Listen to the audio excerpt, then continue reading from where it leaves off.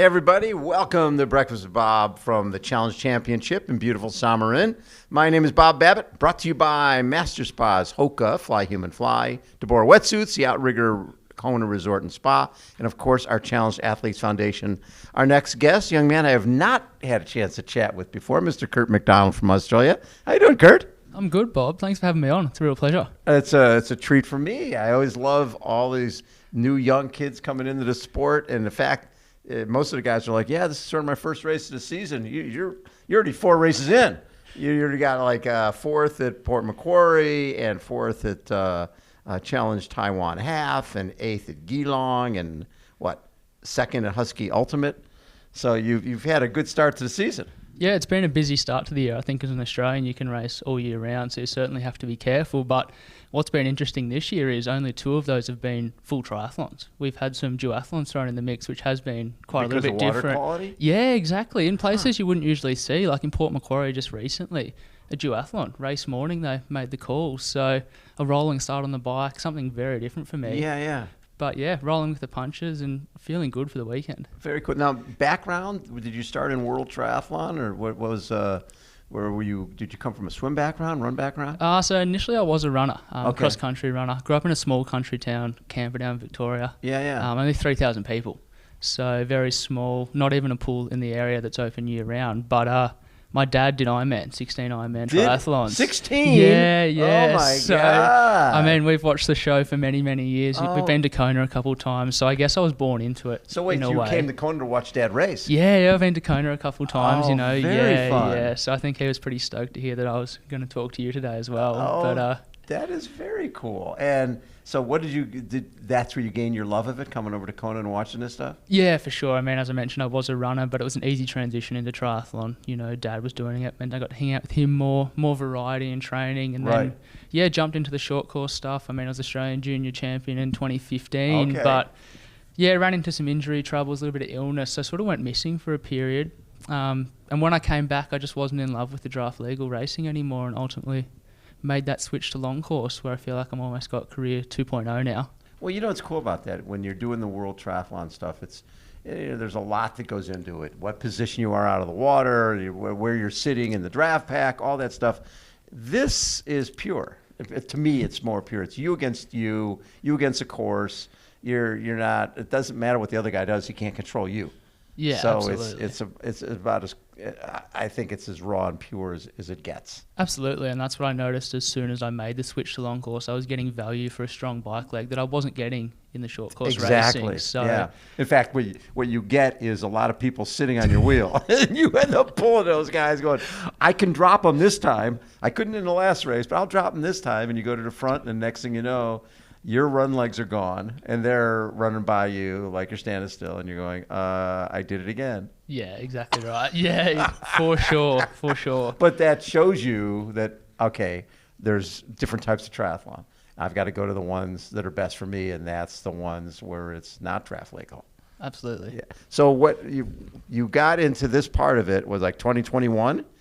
Is that when you, in terms of pro racing, Yeah, exactly. 6th Ironman 70.3 Sunshine Coast? Yeah, raced Sunshine Coast and finished 6th that year, which was really promising. But I sat on my hands for a little bit. I didn't jump straight in. I think I wanted to, but at that time I was still very young to go across. It wasn't until the likes of Sam How old are you now? Laidlow. I'm 26 now. Okay, you're still But, young. Yeah. Traditionally long course triathlon, everyone was a little bit older. Right. So my coach at the time was hesitant to push me across, but ultimately after 12 months I went all in, and 2023 was super promising. So 2023, you get 3rd in Taupo, 2nd at Canberra, you get Langkawi, you get 3rd there. Yeah, we're talking podium after podium. Sunshine Coast 6th, 5th at Tasmania. Yeah, the back end of the year was really nice. Had 3 podiums in a row. I was standing up on the podium with Kyle Smith, Daniel Backergaard. And yeah, it was finally a moment where I thought, I can make a go of it all. Very cool. What do you look at as your best race so far when it comes to longer course? Ooh, that race in Taupo was really good. I raced off the front with Javier Gomez and Kyle Smith, which was quite a cool experience. That's really cool company to be in. Yeah, absolutely. I mean, my performance in Geelong this year actually was really promising from a personal perspective because I made progress on that run leg. So for me, I've always been out the front swim bike. Yes. but just haven't been able to put together that good half marathon. Where in Geelong, I got into the 112s, Yes. which was a really nice that's step really forward. good. Yeah. And the same again in Port Macquarie, another 112. So I feel like I'm finally starting to find that last piece of the puzzle. Very cool. So you look at the running as the last piece of the puzzle. So swim, bike, you're there. For sure, yeah. I Yeah. mean, I've been in the front pack, I think, all bar 2 races I've done. That's awesome. Bike power's been there, but Yeah. it's just been, especially that back end of the half marathon, I just haven't had the durability yet to get it done. Right.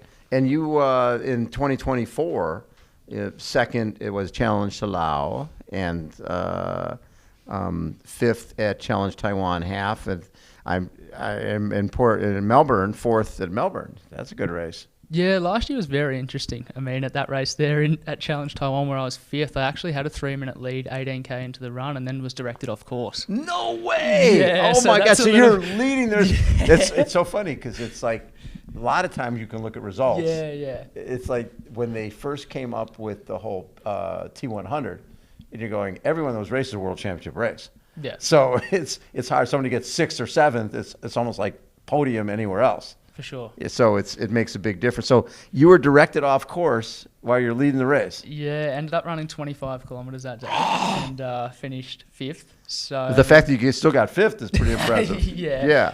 But yeah, there's some interesting ones in there. That second in Salou was a sprint finish, a photo finish in the end. Who'd you beat?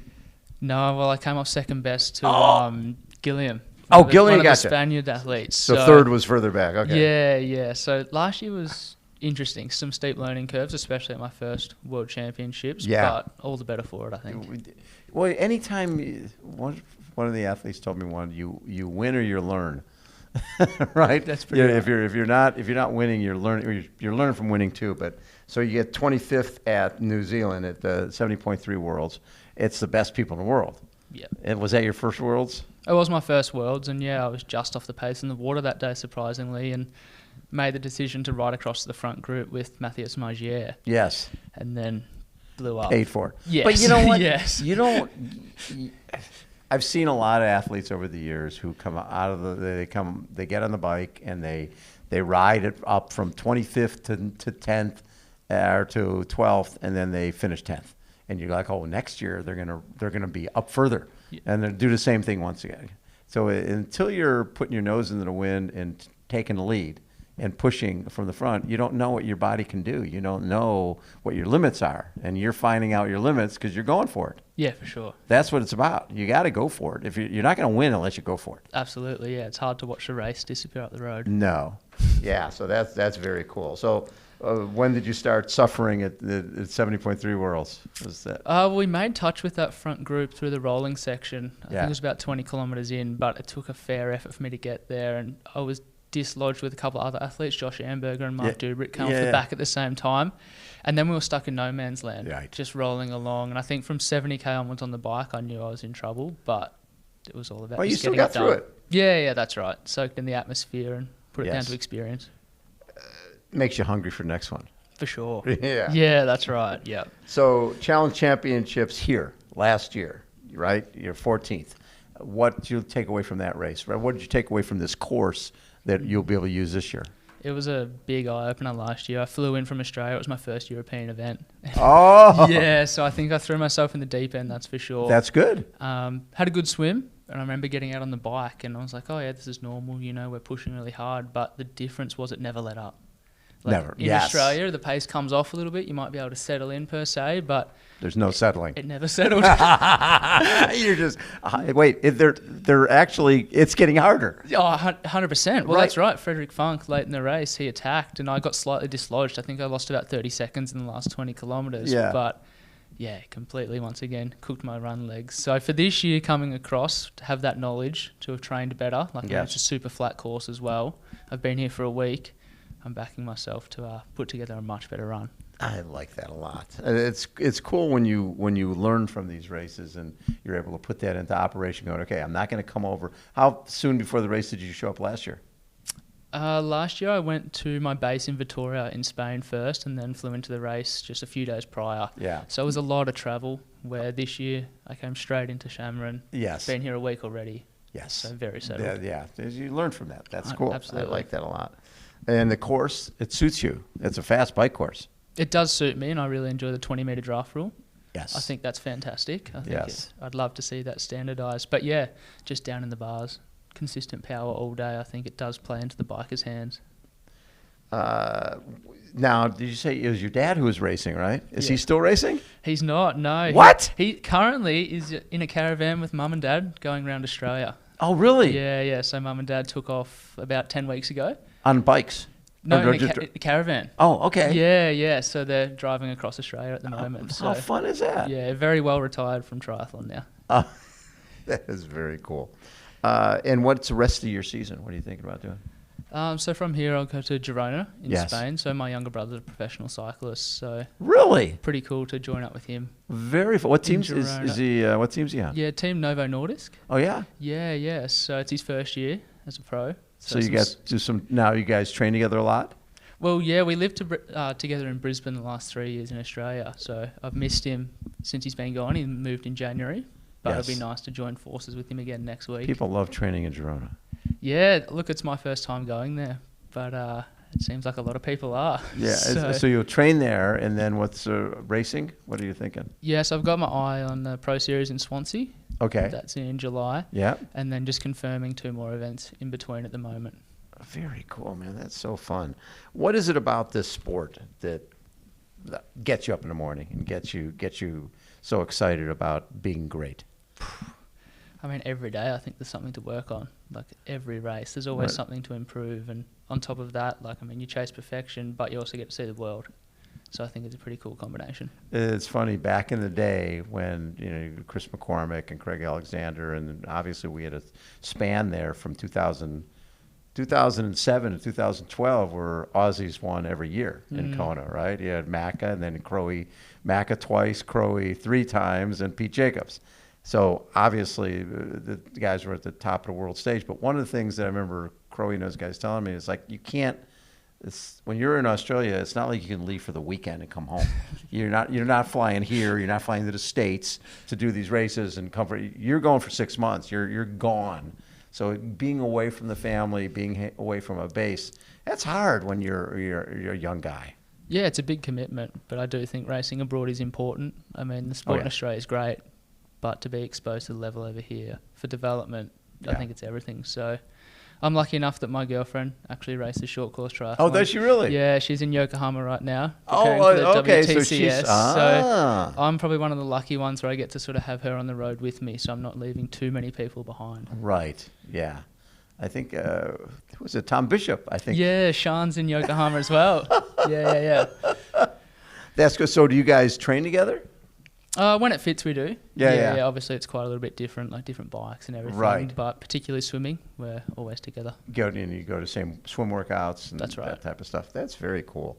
Do you see? There was a period there where Australia was on top, right? Where you had Ironman champions, McKeely Jones. You had across the board. It was every Olympics we go into, the favorites were it was a lot of Aussie guys back in the day. Where's the sport at now in Australia? I think it's got some rebuilding to do. Yeah. I mean, our last 2 Olympic Games haven't been fantastic. And Right. There's probably been some poor decision making around that, and that takes time to It does. rebuild, unfortunately. It does, yeah. So, look, there's just not a lot of opportunity in Australia right now. I think you really have to forge your own path, which is tough. But you got to find your own sport. we still have the talent. We just need to look after them. Right. And there's a lot of other options, right, in terms of other sports that people can do where there's more ready dollars. That's right. And you can do it there rather than having to travel. Oh, exactly right. Even cycling in Australia, while it's not too big, we're seeing a lot of kids transition from triathlon into cycling. Oh, are you seeing that? They're leaving triathlon and going to cycling? Yeah, which is interesting, I know. That's really, you hardly ever see that. No, but it's quite common in Australia at the moment because there is pathways. Right. So you can join a team in Australia that will feed you to Europe, Yes. and then it's just so much clearer than chasing, I guess, the triathlon route, which is really individual. You have had a really nice start of your career. It's really Thank you. It's really, really good to see. And so down the line, next year, we'll be back in Kona for the men and the women, which we're all very, very excited about. Is that something that's on your to-do list? I'd love to be a part of it. Right? Yeah, I'm yet to do a full distance. I've collected 7 podiums in the middle distance, but still chasing that elusive win. So I'd love to tick that off and then try my hand at some next year full you're distance. thinking maybe do a step up to a longer. I think so. Maybe an early season Ironman to see how I fare. That makes sense. Yeah. Because then the hard part is trying to balance doing 70.3 and doing full and doing challenge and figuring out what works best. But picking an early season and hopefully you get your spot. That way you can focus on 70.3 and just working on, and challenge and working on speed. For sure. But no, it'd be great to be there with you and Poncho, man. Poncho's already warming up. Is he? Ready. Good. He's got some good Aussie songs for you. Nice. Love it. Kurt, thank you so much for taking time. A pleasure to get to meet you, and I'm sure we'll be doing this a number more times. And hopefully next year in Kona, your family will be there in the audience while we do a little Breakfast with Bob. That'd be fantastic. Thanks, Bob. Kurt McDonald has been our guest. Everybody gets a wrap for day 1 of Breakfast with Bob from the Challenge Championship. Check us out tomorrow. It's going to be a full day of interviews. Appreciate everybody tuning in. See you next time.